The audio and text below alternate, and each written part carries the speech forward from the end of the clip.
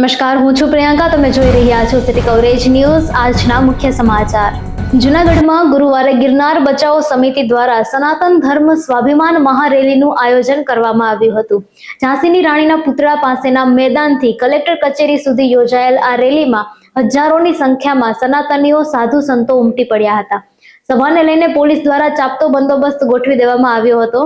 આ રેલીને ઝાંઝરડા રોડના વેપારીઓએ પણ પોતાનો મજબૂત ટેકો આપ્યો હતો.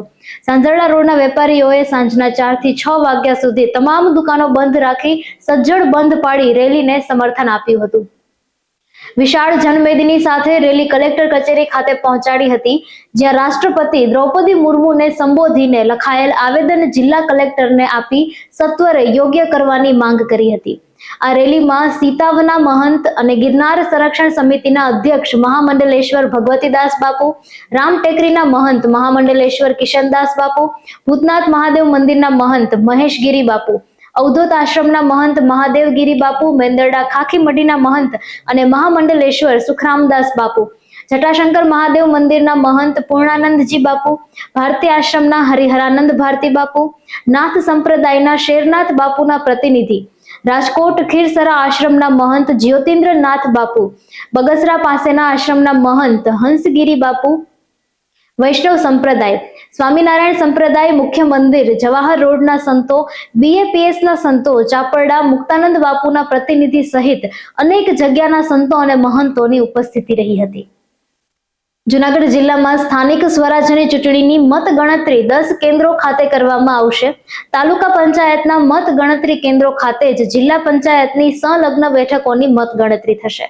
દર વર્ષે 23 એપ્રિલના રોજ વિશ્વ પુસ્તક દિવસ ઉજવવામાં આવે છે, કારણ કે આ દિવસે વિલિયમ શેક્સપિયર અને મિગેલ દ સ્વાર્ટેસ જેવા વિશ્વના મહાન સાહિત્યકારોની જન્મ જયંતિ અથવા પુણ્યતિથિ આવે છે.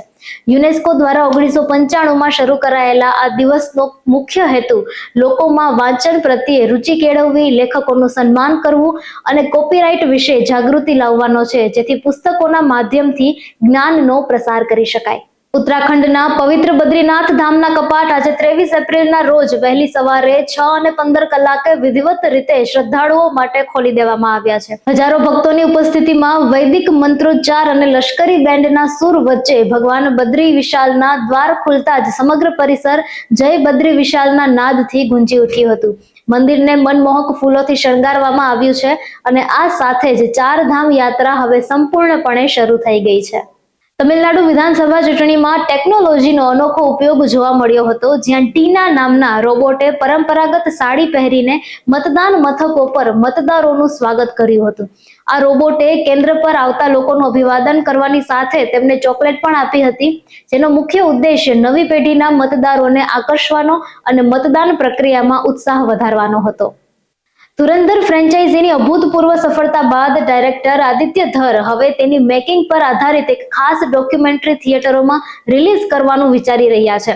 ધુરંધર અને તેની સિક્વલે બોક્સ ઓફિસ પર કુલ 3000 કરોડથી વધુની કમાણી કરીને રેકોર્ડ સર્જ્યા છે, ત્યારે ચાહકોમાં આ ફિલ્મના શૂટિંગ અને પડદા પાછળની મહેનત જાણવા માટે ભારે ઉત્સુકતા જોવા મળી રહી છે. આ નવતર પ્રયોગ દ્વારા દર્શકોને બ્લોકબસ્ટર ફિલ્મોની સર્જન પ્રક્રિયાનો રોમાંચક અનુભવ કરાવવાનો આદિત્ય ધરનો ઉદ્દેશ્ય છે. કેન્દ્ર સરકારે પ્રદૂષણ ઘટાડવા અને ઈંધણની આયાત પર નિર્ભરતા ઓછી કરવા માટે એવિએશન ટર્બાઇન ફ્યુલમાં ઇથેનોલના મિશ્રણને મંજૂરી આપી દીધી છે. પેટ્રોલિયમ અને પ્રાકૃતિક ગેસ મંત્રાલય દ્વારા કરવામાં આવેલા આ સુધારાથી હવે વિમાનોમાં પણ બાયોફ્યુલનો ઉપયોગ થઈ શકશે, જે હવાઈ મુસાફરીને વધુ પર્યાવરણને અનુકૂળ બનાવશે.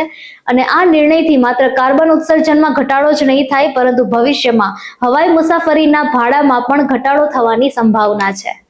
ભારત સરકાર આગામી 1 મેથી દેશમાં ઓનલાઈન ગેમિંગ ક્ષેત્રને નિયંત્રિત કરવા માટે ઓનલાઈન ગેમિંગ ઓથોરિટી ઓફ ઇન્ડિયાની સ્થાપના કરવા જઈ રહી છે. આ સ્વતંત્ર સંસ્થા ઝડપથી વિકસતા ગેમિંગ સેક્ટર પર દેખરેખ રાખશે, કાયદાકીય માળખું તૈયાર કરશે અને પ્લેયર્સના હિતોનું રક્ષણ કરશે. લાંબા સમયની ચર્ચાઓ બાદ લેવાયેલા આ નિર્ણયનો મુખ્ય હેતુ ગેમિંગ ઇન્ડસ્ટ્રીને શિસ્તબદ્ધ કરવાનો અને જવાબદાર ગેમિંગ વાતાવરણ પૂરું પાડવાનો છે, જેથી ગેરકાયદેસર પ્રવૃત્તિઓ પર લગામ લગાવી શકાય. સિટી કવરેજ ન્યૂઝના ડેઇલી અપડેટ માટે અમારી ચેનલને લાઇક કરો, શેર કરો અને સબસ્ક્રાઇબ કરો. આવતીકાલે મળીશું ફરી નવા સમાચારો સાથે. City coverage news, Junagadh.